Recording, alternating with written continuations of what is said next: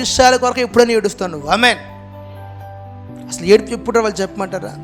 ఒకనొక సందర్భంలో పౌలు సువార్త ప్రకటిస్తూ ఉన్నప్పుడు ఇలా వాక్యం చెప్తూ ఉంటే కొంతమంది అన్యులంట విగ్రహారాధనలు నింపబడి ఉన్నారంట. ఆమేన్. వారికి నచ్చినట్టుగా విగ్రహారాధన చేస్తున్నారంట. సృష్టిని ఆరాధిస్తూ ఉంటే అతడు తనలో తన సంతాపం పట్టని బైబిల్ ఉంటుంది.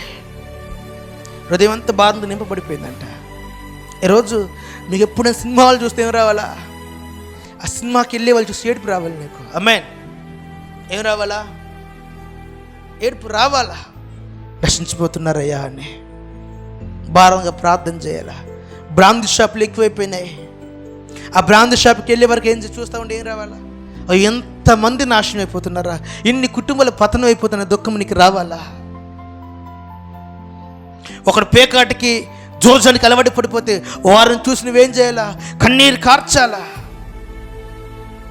మరి కుటుంబం అల్లరిపాలైపోతున్న ప్రభువాన్ని నశించిపోతున్న వారి వైపు చూస్తూ చేతులైతే ప్రార్థన చేయాలా? వారి కొరకు నువ్వు కన్నీరు కార్చాలి. ఈ హృదయం కదిలింపబడటలేదే? నశించిపోతున్న వారి మీద కొంచెం కూడా భారం లేదే? నశించిపోతున్న ఆత్మలను కొందరైనా సరే వెనక రక్షించినట్లుగా, కొందరి వెనకకు లాగునట్లుగా వారి కొరకు కన్నీటితో ప్రార్థన చేసే భారాన్ని దేవుడు మన మీద పెట్టినాడు కదా. ఆ రాజ్య భారం మన మీద ఉంది కదా. మరి కన్నీటి ప్రార్థన లేకపోతే ఎలా? అయ్యో నశించిపోతున్నారు అనేక మంది. నా తలను జలమండలం చేయండి ప్రభువు అని ఇర్మియా విజ్ఞాపన చేసినట్లుగా మనమును విజ్ఞాపన చేయాలి కదా. ఈరోజు ఆ భారం ఎంతమందికి ఉంది? నీ వ్యక్తిగత అవసరాల కొరకు ఏడ్చేది కదా ప్రార్థన అంటే.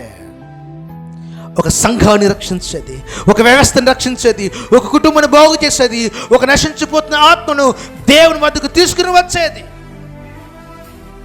ఆ ప్రార్థన కదా మనం ప్రారంభించాల్సిందే. ఇట్టి ప్రార్థన దేవునికి ఆమోదయోగ్యమైనది, ఇష్టమైనది. ఇజికే ప్రార్థన చేశాడంటే, అయ్యా నా జనుల్లో ఏ ఒక్కరు నశించిపోవడానికి నీ చిత్తము కాదు. ఏ ఒక్కరు ప్రభు తొలగిపోకూడదయ్యా, ఏ ఒక్కరు నశించిపోకూడదయ్యా, ఏ ఒక్కరు దారి తొలగిపోకూడదు ప్రభు అని ప్రార్థన చేస్తున్నాడంట. ఆమేన్. హల్లెలూయా. ఒక్కరు కూడా ఇదిగో భూమి మీద సకల దేవతలు ఉన్నారు, రకరకాల దేవుళ్ళు ఉన్నారు. కానీ నిజ దేవుడు నిన్ను మాత్రమే ఆరాధించవరిగా నా రాజ్యమంతం ఉండాలి ప్రభు అని ఒక భారమైన ప్రార్థన ప్రతిరోజు చేసేవాడు. ఏదా ప్రార్థన సంఘాలలో? ఏదా విజ్ఞాపన? దేవుని కొరకు రోషంగా ప్రార్థన చేసేవారిగా మనం మారాలా. ఒక విజ్ఞాపన మొదలవ్వాలా.